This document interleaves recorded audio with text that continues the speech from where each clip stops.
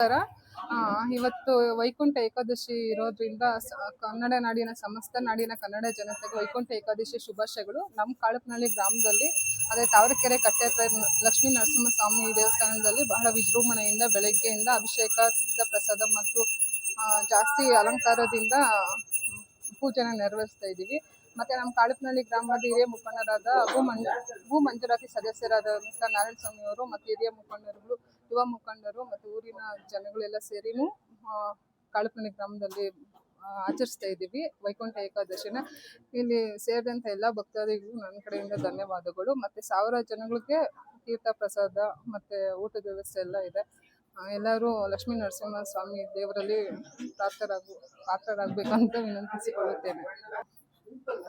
ತಾವರೆಕೆರೆ ಕಟ್ಟೆ ಹತ್ರ ಇರುವಂಥ ಲಕ್ಷ್ಮೀ ನರಸಿಂಹಸ್ವಾಮಿ ದೇವಸ್ಥಾನದಲ್ಲಿ ಬಹಳ ವಿಜೃಂಭಣೆಯಿಂದ ಇದು 2ನೇ ವರ್ಷದ ವೈಕುಂಠ ಏಕಾದಶಿ. ಲಾಸ್ಟ್ ಟೈಮು ಸ್ವಲ್ಪ ಕಡಿಮೆ ವಿಜೃಂಭಣೆ ಇತ್ತು. ಈ ವರ್ಷದಲ್ಲಿ ಚೆನ್ನಾಗಿ ಮಾಡಿದ್ದೀವಿ. ಮುಂದಿನ ವರ್ಷ ಇನ್ನೂ ಹೆಚ್ಚಾಗಿ ಮಾಡಬೇಕು ಅಂತ ಅಂತಿದ್ದೀನಿ. ಎಲ್ಲರಿಗೂ ಧನ್ಯವಾದ. ಎಲ್ಲರಿಗೂ ಒಳ್ಳೇದು ಮಾಡಲಿ. ಅವರು ಭಕ್ತಾದಿಗಳು ಏನಂತ ಅರ್ಕೆ ಹೊತ್ಕೊಂಬ ಅರ್ಕೆಗಳೆಲ್ಲ ದೇವ್ರು ನೆರವೇರಿಸಲಿ ಅಂತ ಕೇಳ್ಕೊಳ್ತಾ ಇದ್ದೀನಿ. ಜನತೆಗೆ ವೈಕುಂಠ ಏಕಾದಶಿಯ ಶುಭಾಶಯಗಳು ಕೋರ್ತಿದ್ದೇವೆ. ನಮ್ಮ ಕಾಳಪನಹಳ್ಳಿ ಗ್ರಾಮದಲ್ಲಿ 2ನೇ ವರ್ಷದ ವೈಕುಂಠ ಏಕಾದಶಿಯನ್ನು ನಮ್ಮ ಲಕ್ಷ್ಮೀ ನರಸಿಂಹಸ್ವಾಮಿ ದೇವಸ್ಥಾನದಲ್ಲಿ ಏರ್ಪಡಿಸಿದ್ದೇವೆ. ಎಲ್ಲರೂ ಭಕ್ತಾದಿಗಳು ಬಂದು ಇಲ್ಲಿ ಅನ್ನ ಸಂತರ್ಪಣೆ ಎಲ್ಲ ಇದೆ, ಇದನ್ನು ಸ್ವೀಕರಿಸಿಕೊಂಡು ಹೋಗುತ್ತಿದ್ದಾರೆ. ಅವರ ಕಷ್ಟ ಇಲ್ಲಿ ಬರುವ ಎಲ್ಲ ಭಕ್ತಾದಿಗಳು ಕಷ್ಟ ಸುಖಗಳಲ್ಲಿ ಅವರಿಗೆ ದೇವರು ಆಶೀರ್ವಾದ ಕೊಡಲೆಂದು ನಾನು ದೇವರಲ್ಲಿ ಪ್ರಾರ್ಥಿಸುತ್ತೇನೆ.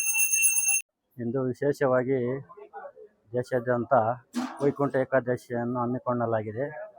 ಇಲ್ಲಿ ವಿಶೇಷವಾಗಿ ಹೊಸಕೋಟೆ ತಾಲೂಕು ನಂದಗೂಡು ಹೋಬಳಿ ತಾವರೆಕೆರೆ ಪಂಚಾಯಿತಿಗೆ ಸೇರಿದಂಥ ಕಾಳಪನಹಳ್ಳಿ ಗ್ರಾಮದಲ್ಲಿ ತಾವರೆಕೆರೆ ಕಟ್ಟೆ ಹತ್ರ ಲಕ್ಷ್ಮೀ ನರಸಿಂಹಸ್ವಾಮಿ ದೇವಸ್ಥಾನ ನಿರ್ಮಾಣವಾಗಿ 2ನೇ ವರ್ಷದ ಇವತ್ತು ವೈಕುಂಠ ಏಕಾದಶಿಯನ್ನು ಕಾಳಪನಹಳ್ಳಿ ಗ್ರಾಮಸ್ಥರು, ಹಿರಿಯ ಮುಖಂಡರು, ತಾವರೆಕೆರೆ TSR ರಾಜಶೇಖರಣ್ಣವರು ಇವರೆಲ್ಲರೂ ಸೇರಿ ಇವತ್ತು ವಿಶೇಷವಾಗಿ ನಮ್ಮ ಲಕ್ಷ್ಮೀ ನರಸಿಂಹಸ್ವಾಮಿ 2ನೇ ವರ್ಷದ ವೈಕುಂಠ ಏಕಾದಶಿಯನ್ನು ಅದ್ದೂರಿಯಾಗಿ ನೆರವೇರಿಸ್ತಾ ಇದ್ದಾರೆ.